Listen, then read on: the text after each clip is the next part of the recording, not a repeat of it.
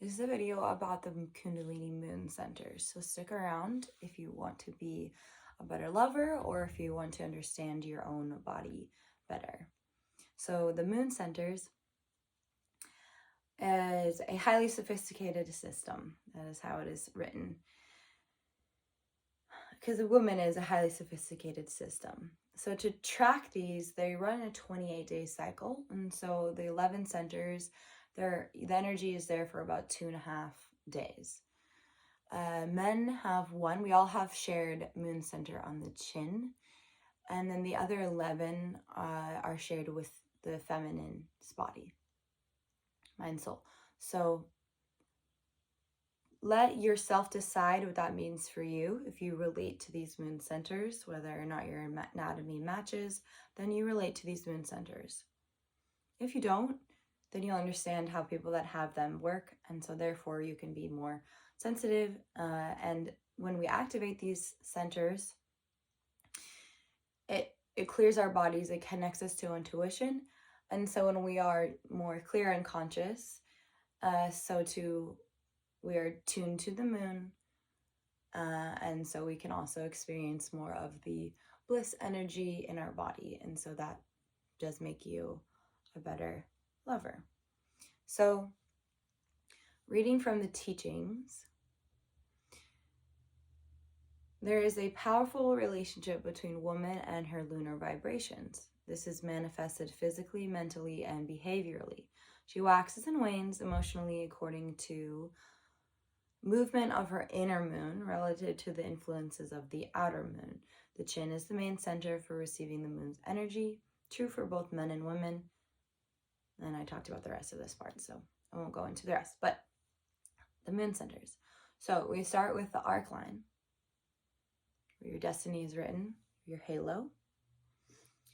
It's at the hairline and is most sensitive. Nothing can move for an inch. She's most authentic at this time. So if you're lit with your dharma, you're lit with your destiny, you can quite be fucked with. And so sensitivity is seen as a power here. So if you are more sensitive, you're more in your power. So that's the arc line. 2 is the pink of the cheeks. So this is when we're flirty, we're able to have a conversation.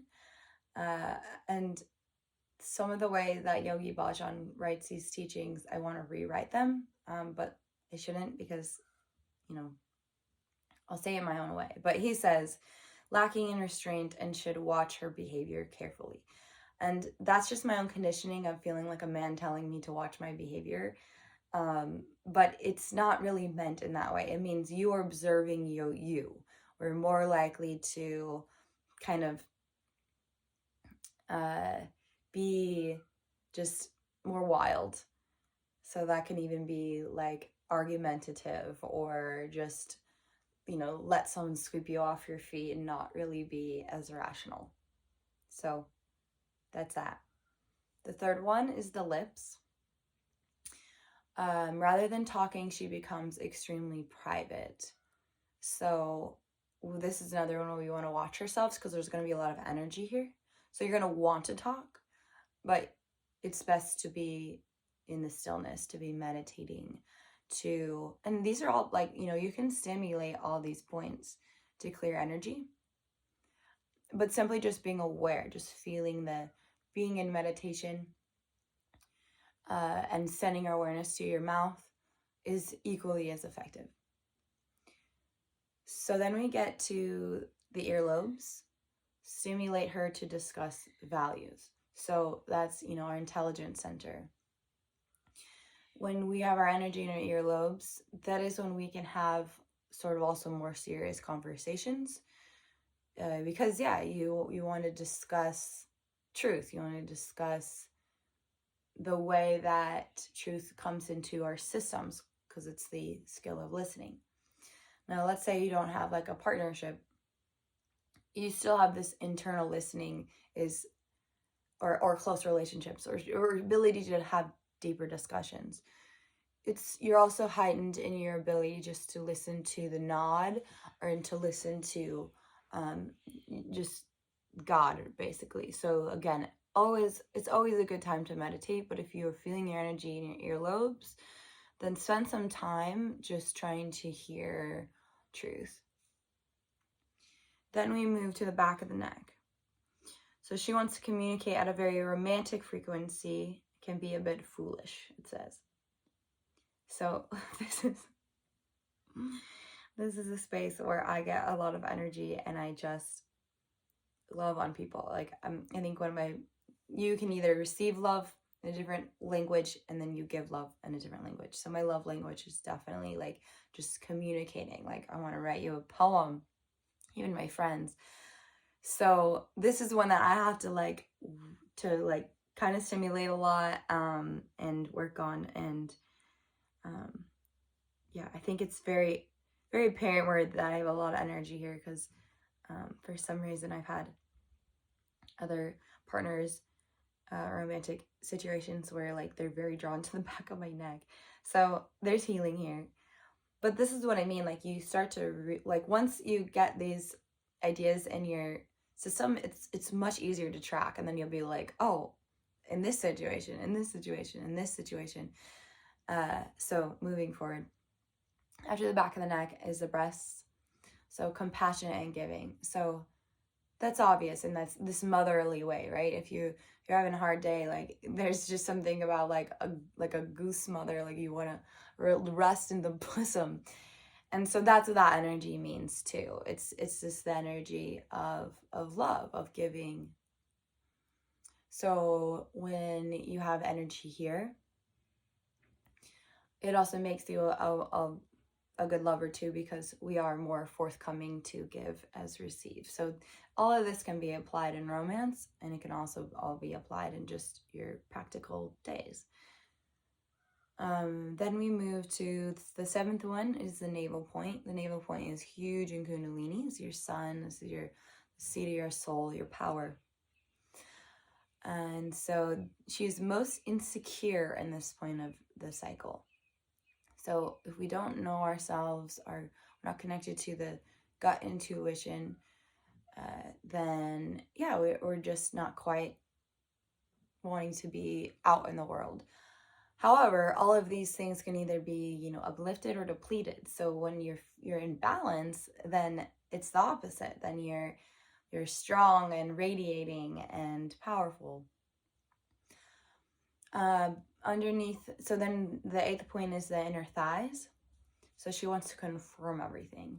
So if we're feeling doubtful, the legs are connected to the root chakra. So wanting to know what the next steps are before we move forward can make or kind of break this moment. So that's good though, to want to confirm and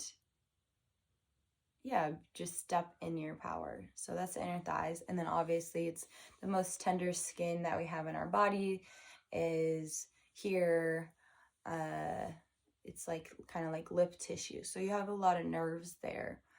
So the more you can feel, the more sensitivity, then again, the more you want to kind of confirm.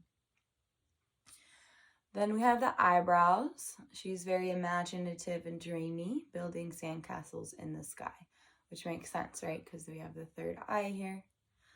So all of these points you can simulate with spirals or touch, or just, again, be aware of. And we'll go more into how to do meditations with them. You can do this with a partner or yourself. And hopefully as this evolves, I can show you guys more partner work. However, for now, we're just gonna be more intuitive about these and how they feel in your body, and then we'll move into how to open yourself to having them all stimulated at once, and then the Kundalini energy is really able to move through your system. The 10th one is the clitoris. The 11th one is the inner membrane of the vagina. So those are two separate parts. However, they kind of have a very similar, one's more inward and one's more outward. So Either way, she's very charming, eager to meet, talk, and socialize, externally focused. But the inner membrane, you go more inward. You want a deeper connection, a more depth of connection, right? You want to be penetrated, mind, body, soul. Whereas the other aspect is more like you're feeling yourself. You want to be out. You want to be seen. And so that's a really great time even to be doing like business transactions, because you're just going to be more in your power, more aware of all you are. So those are the 11 moon centers. Once you start to track them, you become more conscious in decision making, action, and relationships. So yeah, those are the moon centers. This is all partly influenced by my week. I was confronted with some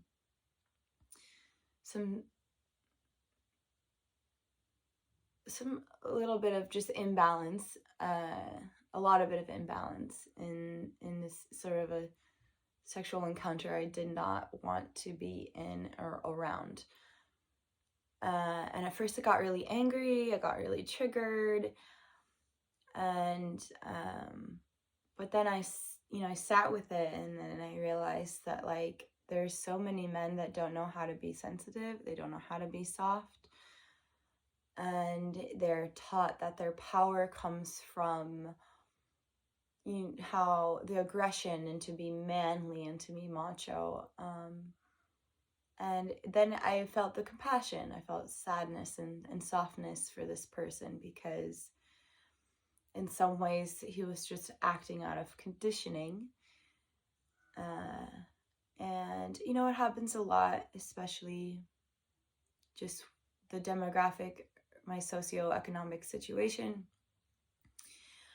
There's a lot of people that kind of think that they run the world, because they do in a lot of ways, and so it just breeds a bit of corruption and lack of connection to their own body. So that's that. I feel safe, I feel protected, I feel good now. But it was perfect timing for the eclipse, because it's a time that what needs to be revealed has to come up. And so yeah, I'm strong, I can handle darkness, but it still was a lot. And then I watched this movie called Poor Things with Emma Stone. She got some awards for it, and it's graphic, but it really highlights the evolution of consciousness in women. I don't want to give away too much of the movie, but basically she's got a baby brain in a woman's body, and she evolves in her consciousness, so she becomes really smart. But first it goes through sort of all of the journey of, including she discovers her own sexual energy. And first I was like, what pervert wrote this? But then it's actually so real and so honest about the innocence of that. So in a way, to return the moon centers, to return the female body, just to return the masculine body to innocence and to purity and to consciousness. And there's a page in this book that's coming into my mind right now. Let's see if it pops forward.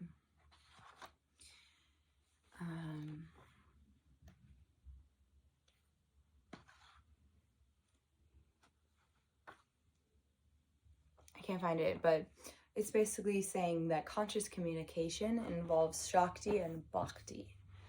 So Shakti being the feminine energy, and Bhakti being the heart devotion energy. Which, Shakti is never without Shiva. We are always held in the ultimate consciousness.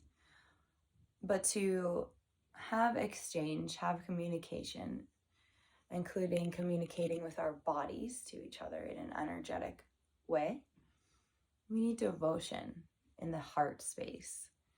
And so with so much of our world having leaky sexual energy all in the animal body and not letting it come up fully, it leaves the feminine without the sacredness, the creativity, and the safety. So that's why I'm on here today, is just to bring back the element of childlike love, of purity, and being in a sacred space. And to do that, I think a lot of women need to understand their bodies better and to understand their sacred nose better, to not act from a space of insecure relating, where, you know, the more we cultivate our sense of self, it's much easier to attract more conscious people that can meet you where we need to be met, in the mind, in the heart, to access the animal. And it doesn't mean, like, I think sensitivity, the word sensitivity is, it needs to be changed. It's not a weakness, it is absolute power. And when it is respected and put back in the temple, Venus back in the temple, then it actually elevates everyone. That's how the feminine works, in waves. And you'll notice, as the Kundalini energy comes up, it comes in waves. It comes in these expressions of movement, of a dance. And so breathing into holiness, breathing into space, into the ethers, requires sort of a redefining where sensitivity is, again, a power. Because, we get the word lunatic, luna, moon. And so we're coming from a long time where there's oppression and suppression on the feminine and the emotionality and the intuition. And because that was pushed down and resisted so much, it can come out frenzied. It can come out just, a lot to process, it can almost be combative. And so, or the idea of crazy. But in balance, in harmony, it's just pure love force. It's just true and kind, and has ojas, and has creative energy, and it has sexual energy and magnetism.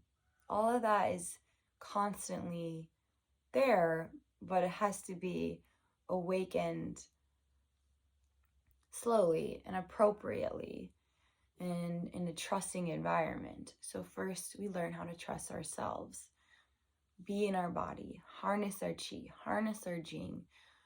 So we don't give it away. Instead, we allow people that empower us to be in our fields. And then it gets exponential. Your partners will feel better. Your relationships will feel better. Your life will feel better. But it all starts from within.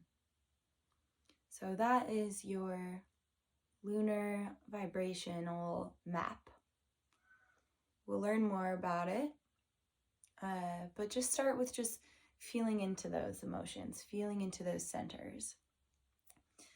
And then maybe start journaling. And definitely let me know how it resonates, how it feels for you. And yeah, we get to do this little journey together. Maybe we'll do like a 28-day flow or something to track it. But again, it works off of you. And, women can be our menses together. When women are together, our menses line up, right? Very animal body, priestess energy. And we can line up with the full moon and the new moon. So you're a white priestess. It says a white witch, but I like to say priestess. And a red priestess. And so with the new moon, it's an energy of beginning and vitality, and the full moon is an energy of completing cycles, going inward. And so, Shakti is red and Saraswati is white. And so there's just so much to learn about the goddess through the moon. It doesn't make sense to me that we have a 31-day calendar. If we were on a 28-day calendar, we wouldn't have leap years, and so many bodies would be more in harmony with the lunar cycle. We are very much dominated by the solar cycle. We're awake in the day. Then you would do these kinds of activities in the evening or in the morning a lot of the time. Lovers are alive in the night time, right? When the moon is out. So there's so much love to cultivate by understanding the moon. So I hope this fills you with lots of love. Namaste.